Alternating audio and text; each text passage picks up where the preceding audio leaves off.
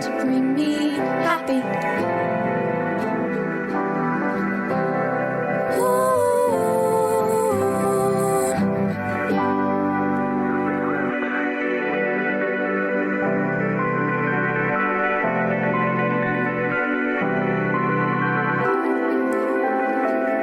Thank you, happy.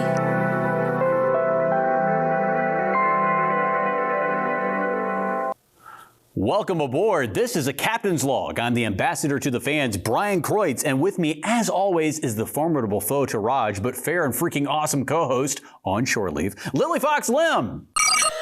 You're freaking awesome yourself, BK. As for the redoubtable Raj as a formidable opponent, I would say that's only because of his enhanced artificial intelligence with added subpar synaptic infusion processes, as he soon will arrive on Vulcan. You two are like Spock and McCoy with your intellectually charged comments. It's a compliment of sorts, Raj. Well, I can tell you that if Raj were here, he would say something like, "My father, Dr. Roger Corby, couldn't be a hand model with that damaged hand of his from the 1966 Star Trek episode, What Are Little Girls Made Of?" But, BK, we do have a special guest who was a hand model in Hollywood and appeared as one of the most famous red shirts on Star Trek in 8 of the Season 2 episodes and 1 Season 3 episode. He's perhaps best known as a red shirt on the bridge who died. Or did he? You're referring to the original series episode titled Obsession, where our guest, Steve Hershon, is on the bridge, then lying dead on planet Argus 10, but yet is seen later in the episode The Immunity Syndrome. Yes, BK, Steve Hershon, our guest. And he's not the only red shirt bridge operations security officer dead and then revived in later original Star Trek series episodes. Eddie Paskey as Mr. Leslie was also dead on the planet Argus 10. In the same episode, we will ask Steve that dead or alive red shirt question and many more in our interview coming up here on A Captain's Log. Now, lots of non-Trekkies always ask us questions. Why do red shirts always die in Star Trek, the original series? Is it because these producers don't want Kirk, Spock, McCoy, Scotty, Chekhov, and Sulu to get blown up or phasered? But wait, Scotty's a red shirt, but he never dies. Well, the answer is the red shirt security crew are expendable, but not the bridge crew. That's your answer. Yes, red shirt security officers are the expendable ones. Oh yes, we're going to time warp with a slingshot around the sun back to the original series for answers. You know, Lili, it's not every day that true life Trekkies like us get exclusive answers straight from Steve or any 1960s original Star Trek series actors. I know, it's amazing. It's one of the perks of doing our show, A Captain's Log, when we get to ask the Star Trek talent firsthand. I can't wait for this interview, which will just be on the other side of our news. So let's get started with the latest Star Trek news. BK? Yes, and it's my pleasure to share with you Trekkies that Lili and I have news to share with you Star Trek The Next Generation fans. Now that the final season of Star Trek Picard is wrapped, as wonderful as a spinoff that the aforementioned Next Generation series was, another spinoff of Star Trek Picard is in the works, with producer Terry Matalas at the helm as producer, centering on the newly renamed Enterprise G, formerly the Titan A ship. Now, leading the cast so far are Jerry Ryan, Michelle Hurd, Ed Spielers, Ashley Sharp-Testnut, Jen Maley, and Joseph Lee as the lead bridge officers, plus frequent visits by John Delancey's Q. Yes, the finale ending and even after credits from Star Trek Picard set up a brand new Paramount Plus series with all these actors reprising their roles and continuing the Star Trek adventure for yet another series. And when we get the series name, we will be sure to pass that along to you Trekkies as soon as possible. But first, Michelle Yeoh was announced as starring in a Paramount Plus Section 31 movie on Paramount Plus. Oh yeah! BK, we need the details. Yes, Oscar winner Michelle Yeoh as Mirror Universe Emperor Philippa Georgiou finally gets her own Section 31, not series, but feature film. Paramount Plus will have a feature film starring Michelle Yeoh, the Oscar winner. Now, this will be directed by Star Trek Discovery's long-standing executive producer and director, Olatunde Osunami, and written by Craig Sweeney, who wrote the Discovery episode Context is for Kings back in Season 1 of Discovery. This will be from CBS Studios. Star Trek Section 31 will begin production later this year in 2023. The Star Trek Picard spin-off series, which hasn't been named yet, will debut in 2024 on Paramount Plus, and we will update you with all the Jonathan Frakes, LeVar Burton, Gates McFadden, and other cast, crew, and newfound news to you Trekkies as soon as it becomes available. Yes, I know there has to be another encounter with the Borg, and I hope we get to see Picard and Riker again. Agreed. I want to see Riker play his trombone again, and of course, see him boldly be a hubby on a weekly basis with his lovely wife, Deanna Troi. Yes, let's move out of that impulse speed response and meet Steve and much more, warping at the speed of light to all of our fans' delight here on A Captain's Log. A Captain's Log returns in a moment. Welcome back to A Captain's Log. Bryan and I are fortunate to be joined for an interview with Steve Hershon here on our show. Steve, welcome aboard. Oh, thank you very much, Bryan. Thank you very much, Lili. It's a real pleasure to be with you here. Steve, please tell us about your beginnings with your headshot at age 13 and on your way to school then. Yeah, I got my start pretty young. At 12 years old, I had my first headshot. So after I got this headshot, I had drama in junior high at that time. So I was getting interested in acting. And on the way to school, there was the General Service Studios, and they were shooting Ozzie and Harriet in there. So I went to the guard at the front and told him what my plan was, to take my headshot to the set with a little index card with some information on it. And he let me in, and that was my first attempt at getting a job. Awesome story, Steve. Not the walking for miles to school part, but the stops on the way to begin your Hollywood fascination and eventual career? Amazing. Now, Steve, let's move on to high school. And now you began with an interest in modeling, performing arts, and production. Tell us about early beginnings in this, and at a young age, you were leading into a Hollywood career where you could choose to be either a hand model or a background actor or an editor. Tell us about this. I had an opportunity when I got into Hollywood High School to, I was a student aspiring to go to UCLA, and I took a lot of academic courses. And in order to not have a regular gym class, I had to take a sport. So I took the swim team because I was a trampolinist and a diver at the YMCA. And I got into diving. I dove for 2 years there. I placed 5th in city, which wasn't too bad. The boards were very sensitive, and I wasn't used to that type of board, and it made my approach very difficult. But that was a lot of fun, a lot of good guys, and we won every single meet in the league when I was a swimmer. We had good sport. I ended up a cheerleader in my junior year in high school. It was a lot of fun. We had a lot of fun, and we didn't lose one football game. You didn't have much of a voice after the game. I mean, we were really into it. It was a fun thing. All the girls, all of us were just so happy to be part of that. It was a very fond memory. They did a reunion in 2000, and I got to meet all those people again.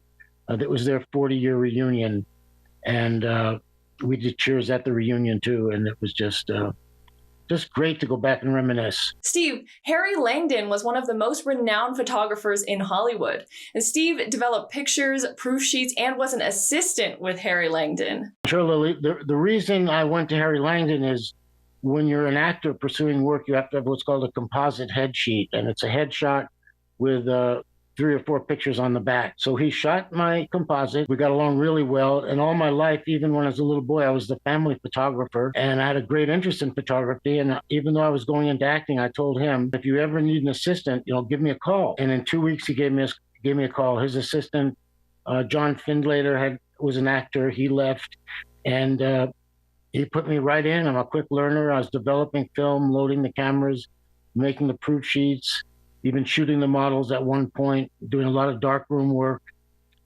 But my agencies, in fact, this was around Star Trek, my agency for Star Trek, the agency that put me there, kept calling me at Harry Langdon's and said, well, you're working or not? And I said, yeah, I'm working here for Harry Langdon. But eventually I left Harry Langdon and went full-time with the studios. And he was very successful, and I had a pretty successful run, I think, for coming in a nobody. Very nice. And you were also working alongside models and celebrities on photo shoots with Harry Langdon. Anyone in particular that you'd like to discuss? Oh, I remember that shoot very well. We were up in Griffith Park, beautiful girl. And Harry was interested in me shooting pictures. So I was shooting with a Hasselblad. He couldn't shoot fast enough. with that camera. He had a Mamiaflex. But he would let me shoot pictures of the models. I caught a good shot of Harry that day with the girl, and then Harry caught a good shot of me coming down the hill with the actress. It was love at first sight. She was cute as could be. Steve, please tell us about your multiple gigs going on at one time in Hollywood, then lead this into you getting on the Paramount lot doing Star Trek in 1967. Well, Bryan, it's a little different than set to set. They had what was called an insert department, and sometimes 4 shows would book the insert crew for a day. So I didn't have to move from set to set. But I really started out on the Voyagers and the Whiz Kids. But my real career started when I answered a bunch of questions for casting about Bill Bixby's hands, and I answered them all the way they wanted it. And so I did Bill Bixby before he turned into the Hulk. From there, it went to Simon & Simon and A Knight Rider, Airwolf, Murder, She Wrote, Miami Vice, Magnum P.I., and Black's Magic. I was working on almost 10 shows simultaneously, maybe throughout the week, but sometimes 4 or 3 shows in one day. We filmed with a skeleton crew. You just have an operator, an assistant, a grip, a dolly grip, and an electrician. And we took care of our own nails. They have to be very clean. They're as big as on a screening. They're like 2 feet by 2 feet. A nail is, so it's got to be in very good shape. So that was it. It was a wonderful experience. Well, I developed a technique where you usually see an actor bring a piece into the shot. And I developed a technique by closing one eye and then just using the one eye to make a mark behind the object to where they wanted it. And it worked very well. We usually did 1 or 2 shots, maybe just 1 shot, get a take. Sometimes a crew would come in from some show we're not working and would want a shot. And if you hold 2 eyes open, you can't tell. You don't have the depth of field, so because the focus goes out within 1/8 of an inch or 1/16 of an inch. Anyway, I remember one day these guys come in and want a shot, and they set it up. We did it, and then Thompson says to them, we got it. And he said, what do you mean you got it? He said, well, this guy knows what he's doing. Steve, let's talk about the Star Trek episode that aired on NBC television titled The Deadly Years. Captain Kirk, played by William Shatner, is old in makeup. He walks out of the turbo lift onto the bridge. And Steve, your character seems surprised. He looks so old, and you turn around in a 360-degree turn and give him a glare. What do you remember about filming that scene? I actually was sent to the Star Trek tech by the Star Trek set by an agency called Independent Casting, and they just thought maybe I'd fit in over there. And when I got to the set, Rusty Meek, he took a liking for me, and he worked every other show. And if I was available, because sometimes I'd be working on something else, when I was available, when he was the AD, he called me in, and he gave me a lot of special parts. Trouble with Tribbles was a big part I had, and The Deadly Years. That's the one. I forgot what the cure was, but I'm on the bridge when he comes out, the lift there, and he comes out, and I do a 360 around. All that staged by the assistant director. He stages the background action. And but I've done a lot. I think I'm in 8 shows. And then the final show I know is called Turnabout Intruder, and I'm also in that with a little special look to Kirk to see. She wants to know if a crew member can tell that it's not really the captain in the brain there. And that was kind of I think that was the last shot I ever did for Star Trek. And a good little reaction shot with the captain there. Let's fast forward all the way to your dreadful death scene, or almost death scene, I should say. Steve, you were a part of Star Trek history, as then you made famous being a red shirt security officer who dies on the beam down landing party of the planet in the episode Obsession. Now, you're alive just a few weeks later in the episode The Immunity Syndrome. So in this episode, when a cloud sucks all of your red blood vessels out, you lie on the ground purple-faced in this very famous shot. Please share your memories on the sets that day. The one I want to talk about is when the cloud kills me, when Kirk goes back to this planet to find the cloud that killed his dad. 8 of us beam down. I'm with Stephen Brooks, and he directs me off one way, and we all got our phasers. We're ready.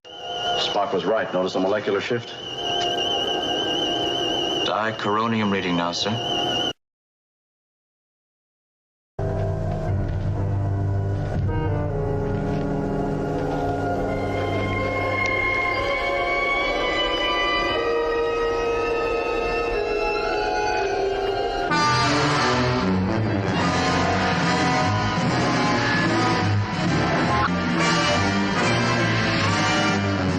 Did you?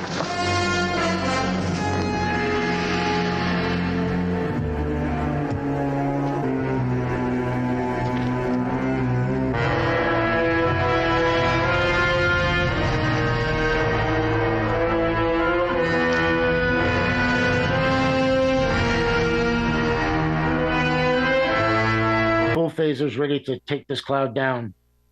The cloud gets me. I'm a red shirt casualty, and I've lost all my red blood corpuscles, and they painted me white.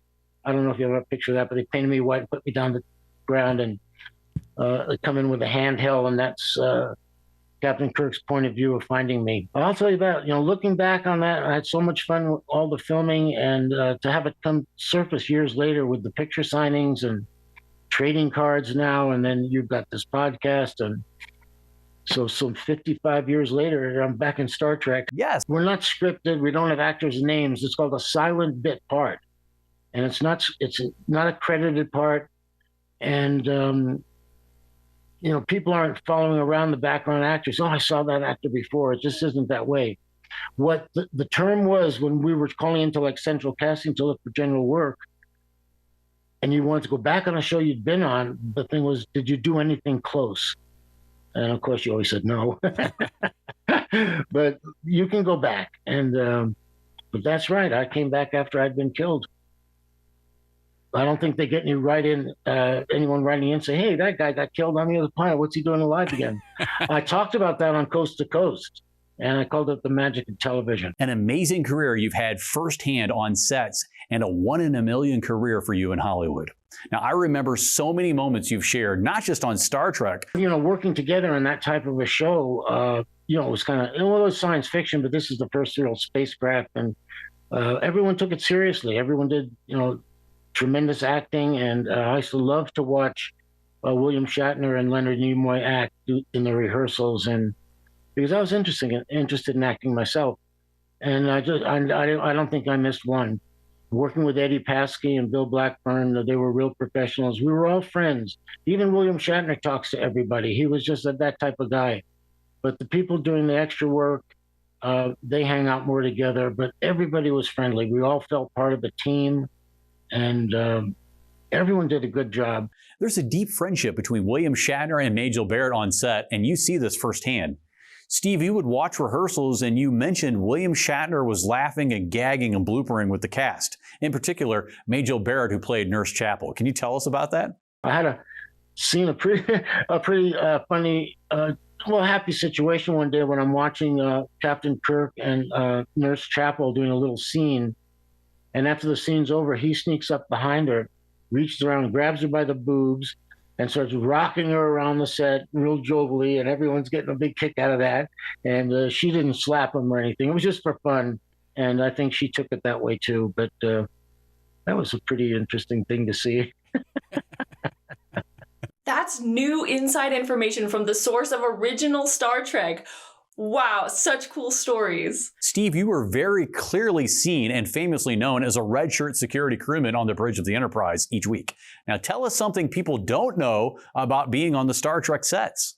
Well, the trapeze was hanging there backstage, and maybe I've seen Bill Blackburn do something on it once or twice, but it never swung or anything. Maybe they used it for pull-ups or something, but there was a trapeze on the set. Now, Lili and I are very lucky to have you share these integral TV moments with us. Let's rewind just a bit back to Star Trek's most famous episode, The Trouble with Tribbles. Really, Captain Kirk, I must protest this treatment. Oh, Mr. Jones, with an armful. I thought you said Tribbles liked everybody. But they do. Now, Steve, you're holding the Tribbles, moving almost uncontrollably in your hands, and you famously look back with concern at Captain Kirk to identify the villain Klingon masquerading as someone else. Steve, please share your knowledge of the mechanical devices used in your hands as the Tribbles trembling. Can you tell us about that? I can answer that. So Eddie and Paskey and I, we both have Tribbles as this Klingon walks past us, but they had put air lines up my costume and into the Tribble. So they were working them by pumping air into them and making them move around. That was that.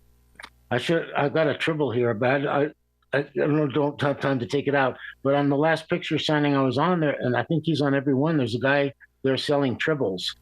And in fact, one girl at the signing had brought her Tribble over, wanted me to take a picture of her with her Tribble. Tribbles was a pretty fan favorite episode. It really was. A pretty fan favorite episode. So it really was. I'm just glad to be part of something, something that went on forever. I mean, it just is just unbelievable. I've always wanted to know how those cute little Tribbles moved in your hands. So adorable.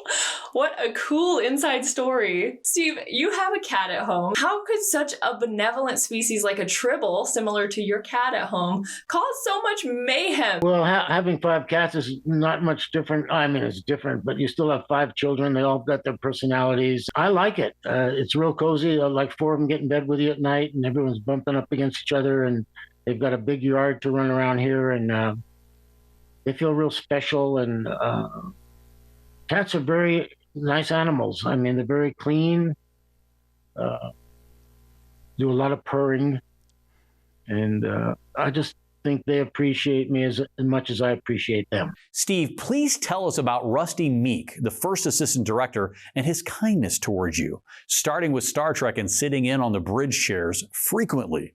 I worked in so many of them, and that's only because of that assistant director, Rusty Meek. He thought I really fit in. And no one said, hey, what's that guy doing? Get that guy out of here.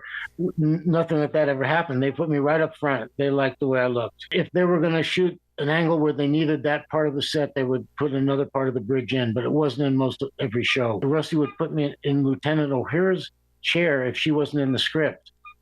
And in one show, Bones comes in and has to give everyone a shot in the arm, and I'm in her chair and I do a spin around with a real happy face because that was the cure we were looking for. I love it. Thank you. Wish I had a phaser. Fast forward to the 1970s. You're doing the pilot episode for a new series called Happy Days, riding a motorcycle for the Fonz. So I get a call from my answering service who also handled stunt people, and I happened to be the exact size of this guy they were looking to ride a Harley for a pilot called Happy Days. And they sent me down to the set, and there was just 2 of us there, and the director picked me to do the part of the Harley coming up the long shot. Long shot down the street. Anyway, I did it. The pilot sold. I contacted production, and I rode the Harley for probably 6 or 7 shows. I had Ronnie Howard on the back, and a bunch of different women, and that was that.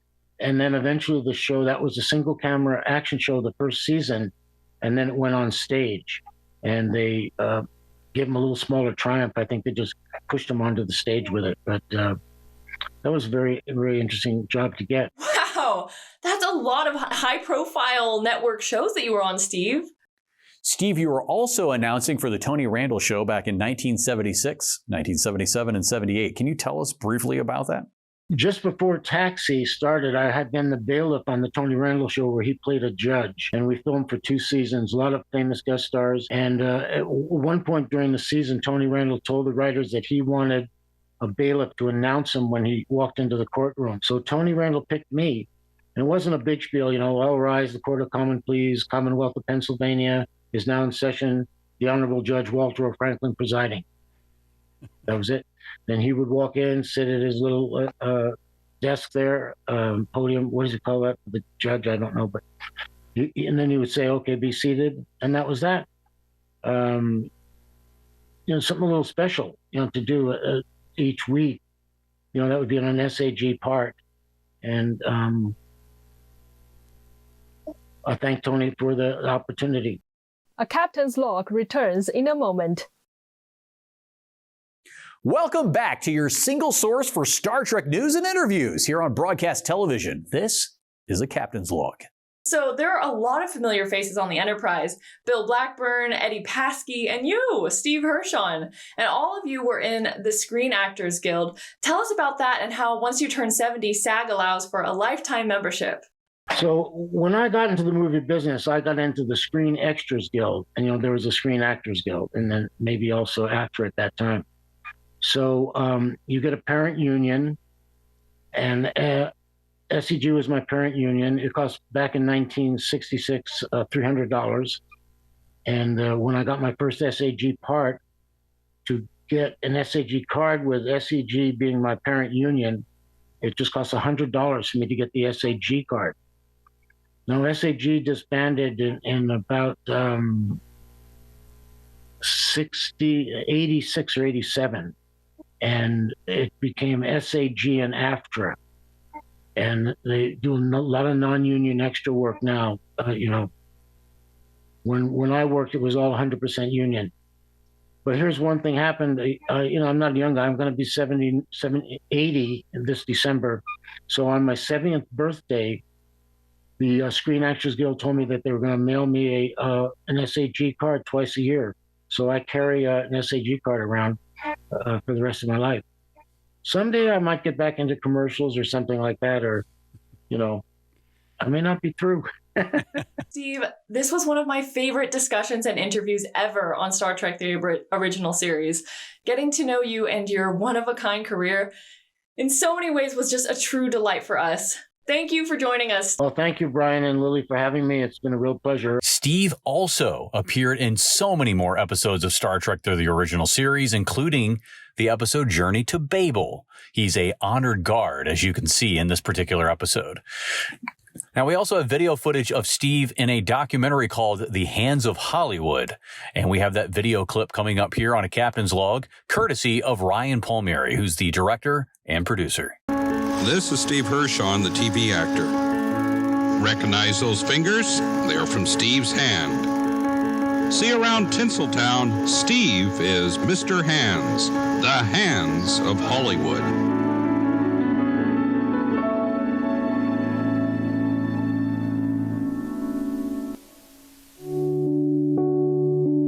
In 1966, I had the opportunity either to become an editor, a stuntman, or an extra. The guy that wanted me for the stunt work, he says, you're going to end up busted up. The editor says you work in a little room with no windows, and that's pretty hard to tell a 22-year-old guy. So I went for the extra work. You can find us on Roku, YouTube, and Instagram. Just search A Captain's Log Show, and then you'll be in the know.